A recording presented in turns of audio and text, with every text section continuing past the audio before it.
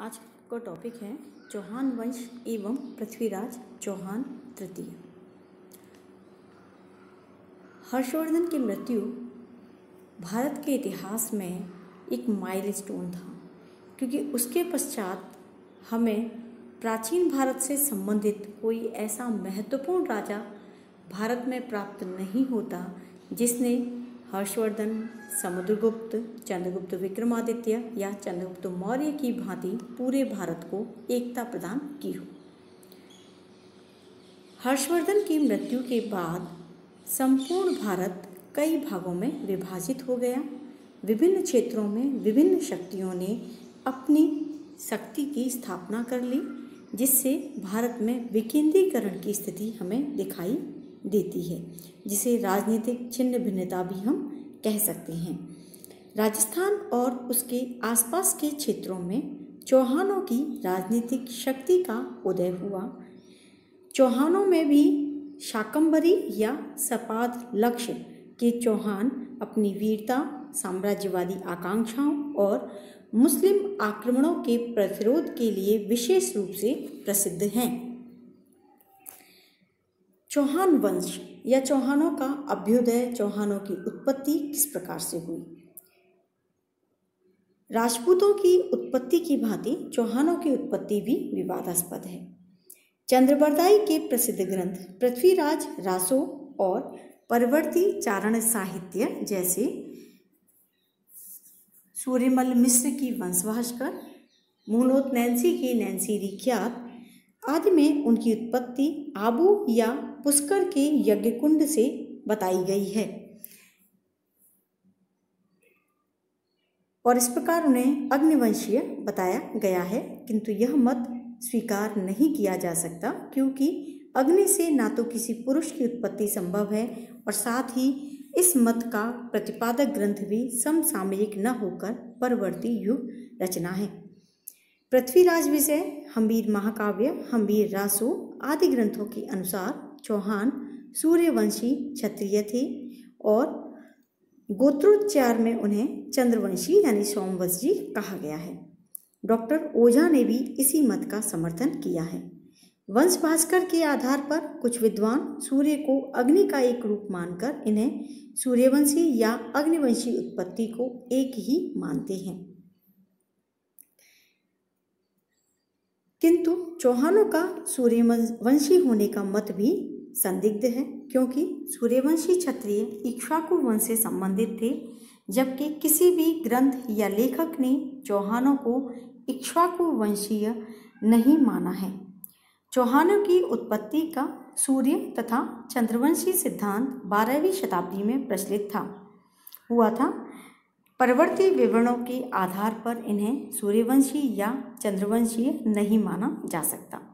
Colonel Tod, doctor Smith, William Crooke आदि विद्वान अन्य राजपूत वंशों की भांति चौहानों को भी विदेशियों की संतान मानते हैं।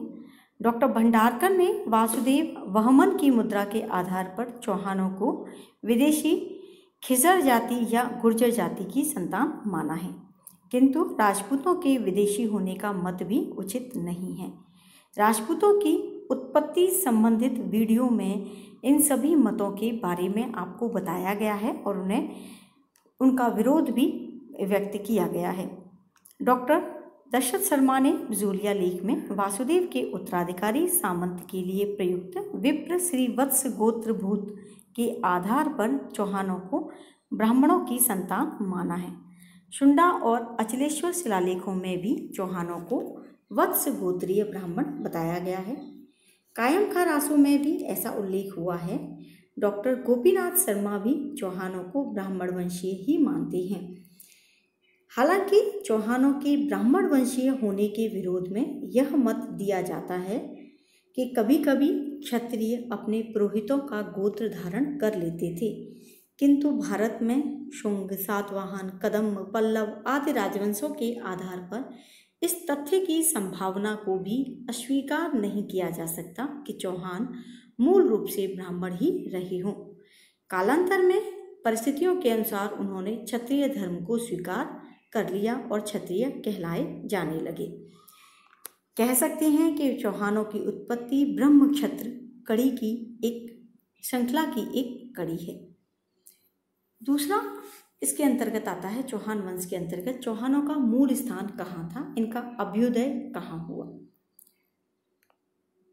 डॉक्टर दशरथ शर्मा ने चित्तौड़ को चौहानों का उद्गम स्थल या प्रारंभिक स्थल माना है। पृथ्वीराज विजय, हम्मीर महाकाव्य आदि ग्रंथों में पुष्कर को चौहानों का मूल स्थान बताया गया है। डॉक्टर गोपीनाथ शर्मा आदि विद्वानों ने जांगल देश, बीकानेर, जयपुर, उत्तरी मारवाड़ ये क्षेत्र था, और सपादलक्ष यानी सांभर जयपुर के नियरेस्ट स्थित को चौहानों का मूल स्थान माना है। डॉक्टर गोपीनाथ शर्मा ने यह स्पष्ट करने का प्रयास किया है कि चाहमान जांगल देश के रहने वाले थे। सपादलक्ष उनके राज्य का प्रमुख भाग था और उनकी राजधानी अहिछत्रपुर थी। अब इसके पश्चात आता है शाकंभरी के चौहान। राजस्थान के विस्तृत भूभाग के धौलपुर, रणथंभौर, नाडौल और शाकंभरी के चौहान अत्यधिक प्रसिद्ध हैं। यानी कि चौहानों की ये विभिन्न शाखाएं थी, धौलपुर, रणथंभौर, नाडौल, शाकंभरी आदि के। लेकिन शाकंभरी के चौहान अपनी वीरता, अपनी साम्राज्यवादिता की वजह से अत्यधिक प्रसिद्ध थे। शाकंभरी प्रदेश में 1.25 लाख गांव थे, अतः इसे सपादलक्ष भी कहा जाता है। अब इसके बाद आता है प्रारंभिक चौहान शासक। पृथ्वीराज विजय और हम्मीर महाकाव्य के अनुसार चौहान वंश का आदि पुरुष चाहमान नामक व्यक्ति था। लेकिन बिजोलिया शिलालेख, जो चौहानों के वंशक्रम को जानने का सबसे अच्छा शिलालेख माना जाता है, बिजोलिया अभिलेख में सांभर के चौहान राज्य का संस्थापक वासुदेव को बताया गया है। ये भी कहा जाता है कि प्रसिद्ध सांभर झील का निर्माण वासुदेव ने ही करवाया था। डॉक्टर गोपीनाथ शर्मा वासुदेव का समय 551 ईस्वी के आसपास मानते हैं। वासुदेव के पश्चात इस वंश के सामंत नृप, जयराज, विग्रहराज प्रथम, चंद्रराज प्रथम आदि शासकों ने शाकंभरी में राज्य किया, किंतु उनके संबंध में विस्तृत और प्रमाणिक जानकारी का अभाव है। इस वंश का प्रथम प्रसिद्ध शासक चंद्रराज प्रथम का पुत्र दुर्लभराज प्रथम था, जिसने प्रतिहारों के सामंत के रूप में अपने स्वामी वत्सराज की ओर से गौड़, बंगाल का प्राचीन नाम था, गौड़ प्रदेश तक विजय प्राप्त की थी। इसका उत्तराधिकारी गुवक प्रथम, जिसका नाम गोविंद राज प्रथम था, प्रतिहार राजा नागभट्ट द्वितीय का सामंत था। पृथ्वीराज विजय के अनुसार उसने अपनी बहन का विवाह कन्नौज नरेश के साथ किया था। संभवतः यह कन्नौज नरेश नागभट्ट द्वितीय था। ये भी कहा जाता है कि गुवक प्रथम यानी गोविंद राज प्रथम ने सिंध के मुस्लिम गवर्नर बेग बारिश को पराजित कर प्रतिहार राज्य के पश्चिम में मुसलमानों के प्रवेश को अवरुद्ध कर दिया था। गुवक के ग्वालियर अभिलेख से इस मत की पुष्टि होती है। गुवक प्रथम के पश्चात उसके पुत्र चंद्रराज द्वितीय और गुवक द्वितीय ने शासन किया, किंतु उनके शासन की कोई जानकारी प्राप्त नहीं होती। गुवक द्वितीय के पश्चात चंद्रराज शासक बना। उसके समय में चौहानों और दिल्ली के तोमरों में संघर्ष प्रारंभ हुआ। चंदन राज ने तोमर नरेश रुद्रसेन पर आक्रमण करके उसे मौत के घाट उतार दिया था। चंदन राज के पश्चात वाकपति राज प्रथम सिंहासन पर बैठा।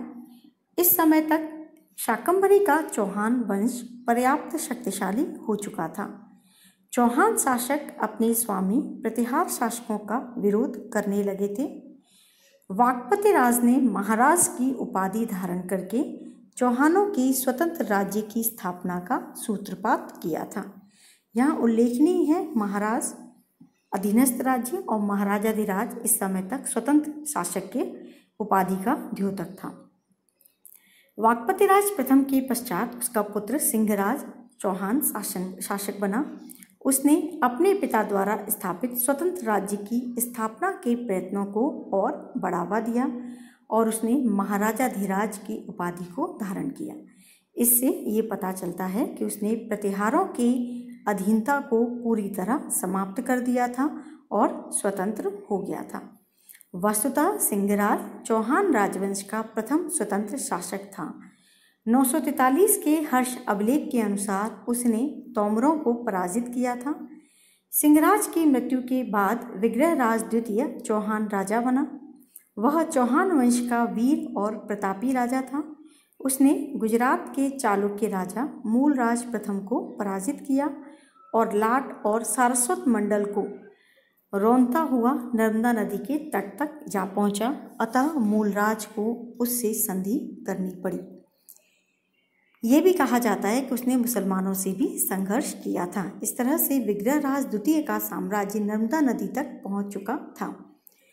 दुर्लभराज द्वितीय, जिसने नाडौल के चौहान शासक महेंद्र को भी पराजित किया और उसने अपने राज्य का विस्तार किया। उसके राज्य की सीमाएं पूर्व में जयपुर, पश्चिम में जोधपुर, उत्तर में सीकर और दक्षिण में अजमेर तक फैल गई थी। दुर्लभराज द्वितीय के पश्चात गोविंदराज द्वितीय राजा बना। वह योग्य था। उसने मुसलमानों से संघर्ष किया। फरिश्ता के अनुसार उसने गजनी के शासकों को मारवाड़ में आगे बढ़ने से रोक दिया था।